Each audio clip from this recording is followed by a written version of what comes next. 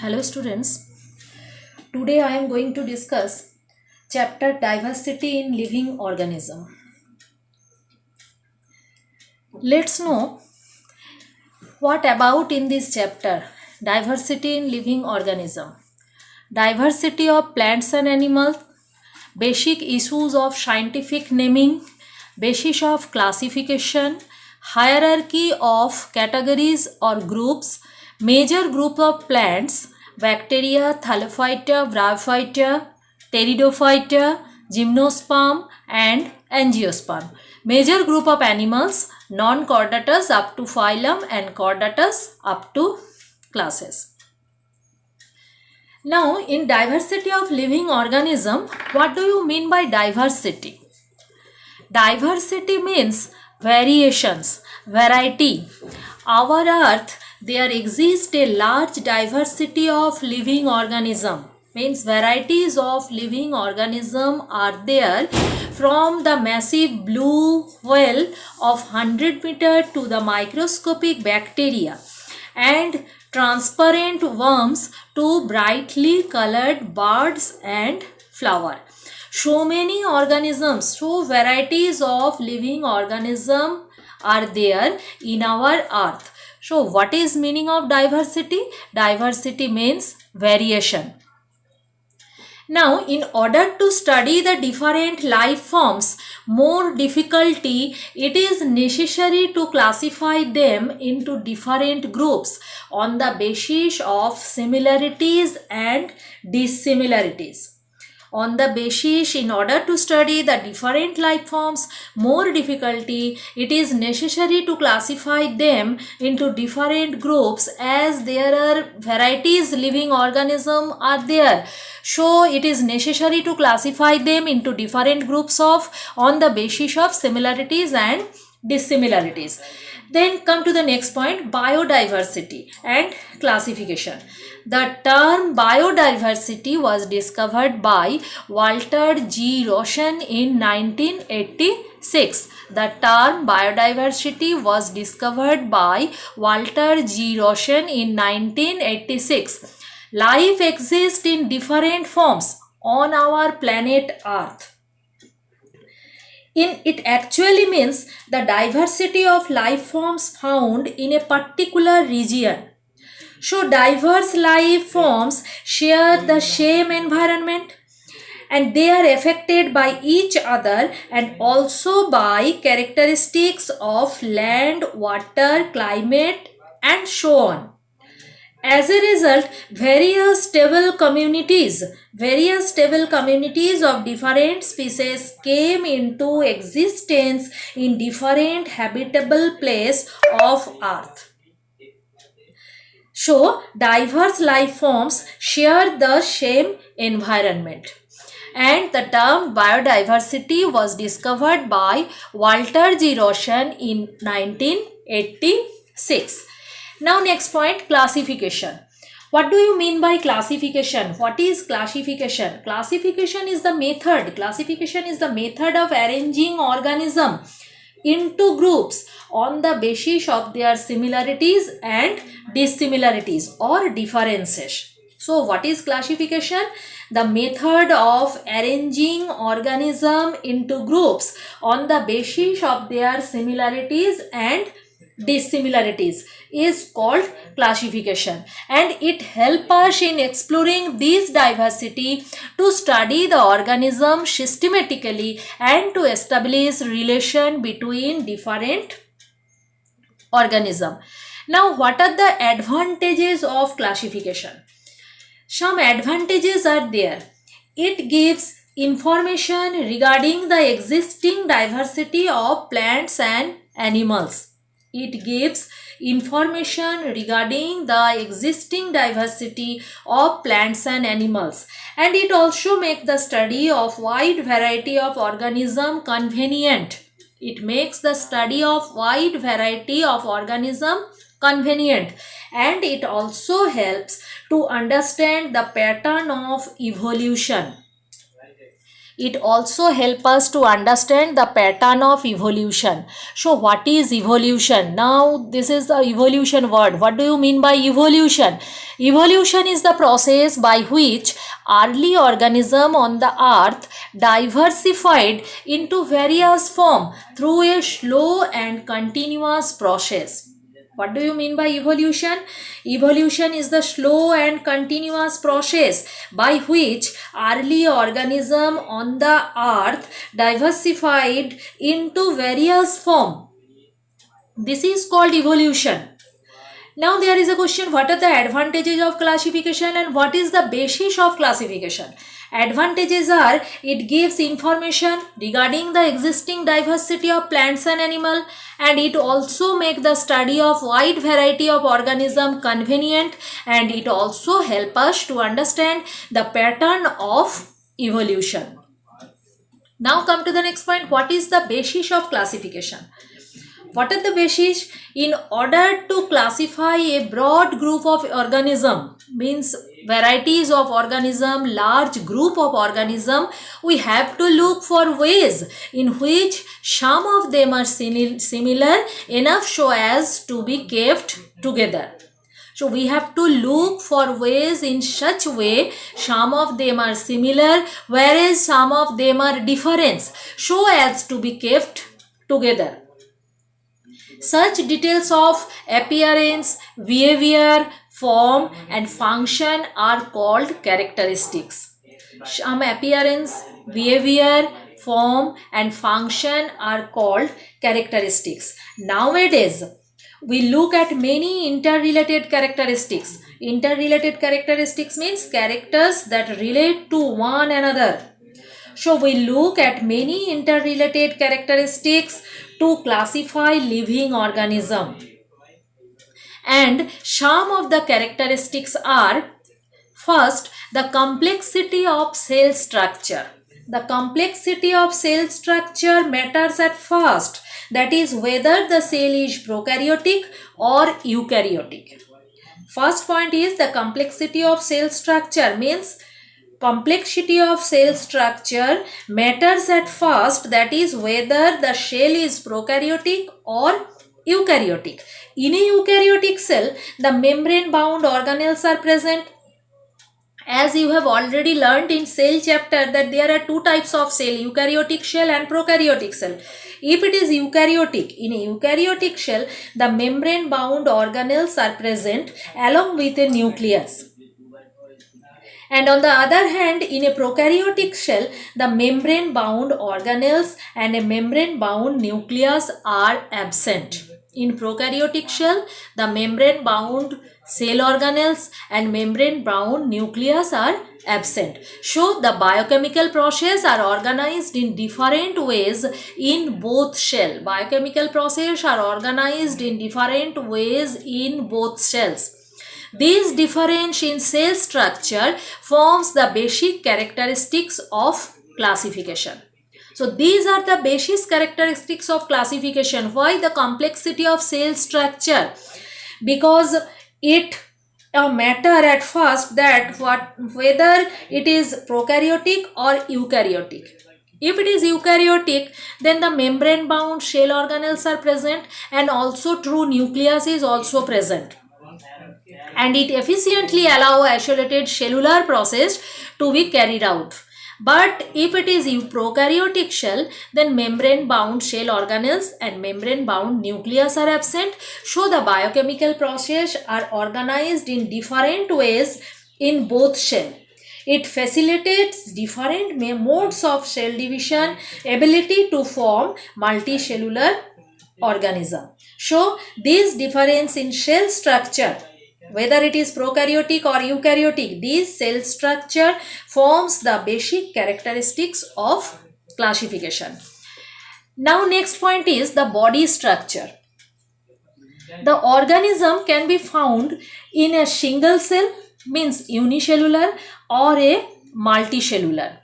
The organism can be found as a single cell, means unicellular, or a group of cells, means multicellular. The body structure changes the way the cell works. For example, a multicellular organism like a worm shows division of liver. Division of liver means by forming tissues, forming organs and organ system. But in unicellular organism, for example amoeba, carry out all its function through its single cell. So these are the another characteristics form the basic characteristics of classification. Point is the body structure. The organism can be found as a single cell, means unicellular, or group of cell, means multicellular. The body structure changes the way the shell works. For example, a multicellular organism like a worms shows division of liver, means forming tissue, organ and organ system. But in unicellular organism like amoeba, carry out all its function through its single cell. Now next point, mode of nutrition. What is mode of nutrition? According to this characteristic, organisms are of two types, that is autotrophic and heterotrophic. Autotrophic organism can make their own food through the process of photosynthesis, for example plants, and heterotrophic organism depend on autotrophs because they can't make their own food, depend on autotrophs and other animals for their food, for example animals and fungi. So mode of nutrition are the most important characteristics of basis classification, because according to these characteristics organism are of two types, autotrophic and heterotrophic. Autotrophic organism can make their own food by the process of photosynthesis, for example plants. In heterotrophic organism cannot make their own food, depend on autotrophs and other animals for their food, for example animals and fungi. Next is level of organization of body. Levels of organization of body is different in different organism. The level of organization is different in different organism. For example, plants have different type of tissue as compared to animals, because plant fixed at one place, but animals move from one place to another place for food, for shelter. That's why the level of body organization is different in different organism. Plants have different type of tissue as compared to animals. This is because plants require anchorage while animals require mobility. So organization is different in different organism. Next, functional organization. Functional organization means as the structure and body design vary, as the structure and body design are different, the function of living organism also show changes.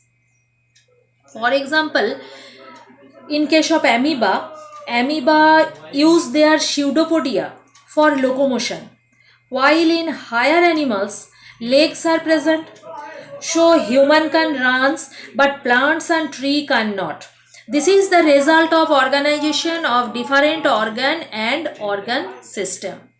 So as the structure and body design are different, so the functions of living organism also show changes. In amoeba, pseudopodia are present for locomotion, but in bigger animals or in higher animals, legs are present, human can run, but plants cannot. So these are the characteristics. So what are the characteristics? First, the complexity of cell structure. Second one, the body structure. Third one, the mode of nutrition. Fourth one, level of organization of body. And fifth, functional organization. Now come to the next point. Classification and evolution. Classification and evolution. What is classification? The method of arranging organism into groups on the basis of their similarities and dissimilarities or difference is called classification. There are so many advantages of classification as it gives information regarding the diversity of plants and animal. It makes the study of wide variety of organism convenient, and it also helps us to understand the pattern of evolution. And what is evolution? Evolution is a process by which early organism on the earth diversified into various forms through a slow and continuous process. Charles Darwin first described the idea of evolution in 1859. What is evolution? Evolution is a slow and continuous process, and this is first described. Charles Darwin first described the idea of evolution in 1859 in his book The Origin of Species. Who wrote The Origin of Species? Charles Darwin wrote The Origin of Species, and in this book he first described the idea of evolution. In evolution, some groups of organisms have ancient body design that have not changed too much. These are called primitive or lower organism.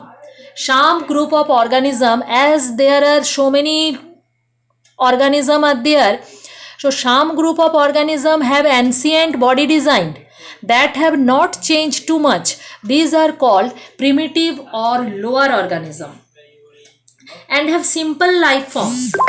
And some groups of organism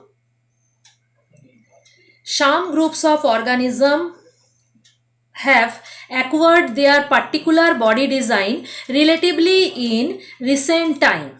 They are called advance of higher organism. Some groups of organism have acquired their particular body design relatively in recent time.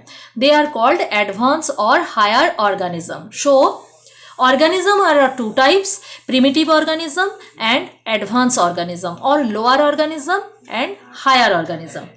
The complexity in design is increased over evolutionary time, and it is correct to say that older organisms are simple while younger organisms are complex. Means primitive organisms are simple, lower organisms are simple, and younger organisms are complex. This allows us to connect the idea of evolution with the classification. These allow us to connect the idea of evolution with the classification. So, what is diversity? Diversity means variation. Biodiversity and classification. What do you mean by classification? The method of arranging organisms into groups on the basis of their similarities and differences is called classification. And what are the basis of classification? Some characteristics are there. For example, appearance, behavior, form, function are called characteristics. And in day-to-day life, in our today's world, we look at many interrelated characteristics. That is, characters that related to one another to classify living organism. And what are the characteristics? The complexity of cell structure, the body structure, mode of nutrition, levels of organization of body, and functional organization. These difference in cell structure, body structure, mode of nutrition, levels of organization of body, and functional organization are the basic characteristics of classification. And next point is evolution. Classification and evolution. Evolution first discovered by Charles Darwin, and Charles Darwin first described the idea of evolution in 1859 in his book The Origin of Species. And in evolution, there are two types of organism: primitive organism and advanced organism. Primitive organism are those organisms that have ancient body design and not changed too much. These are called primitive or lower organism.